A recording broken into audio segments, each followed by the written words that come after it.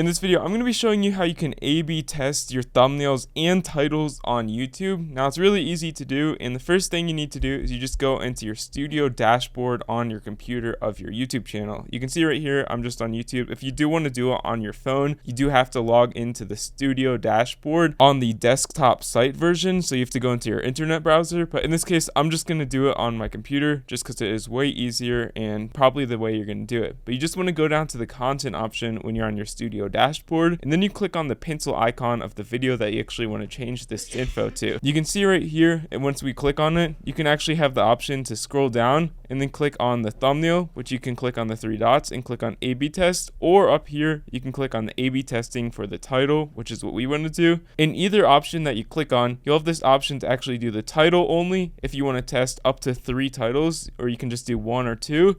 Or you can do the thumbnail only if you want to A/B test the thumbnails, or you can do both if there is a certain thumbnail and title that you actually want to experiment with to see if it has higher CTR. Add those thumbnails so you can do all of this A/B testing just on this page like so. And then you can actually rename it to whatever you want to, just like this. Or if you just want to do the title, you can do that as well. But once you've actually named all of these titles like I'm doing so here, you basically need to make sure that they're all set, and then you click on the set test. And you'll only get results if they do have a certain number of impressions. I believe it's around 5 or 10,000, depends on your channel though. And you can see right here, after you wait a week or so, it'll actually just go up and show you the view test reports just on this page like so. You can see right here, I just created mine, so there's obviously no results so far, but you can see what has the highest CTR, highest average view duration, highest average liked, and highest average shares. And if you want to end this test or start a new one, again, you can just click on the view test report or edit the titles just on this page, and that'll basically just change it if you do have a favorite thumbnail that stood out or one just performed significantly better than the rest. You can just always end the test and basically set the thumbnail as that. If you found this video helpful, please consider leaving a like on it down below and subscribing to the channel if you're new.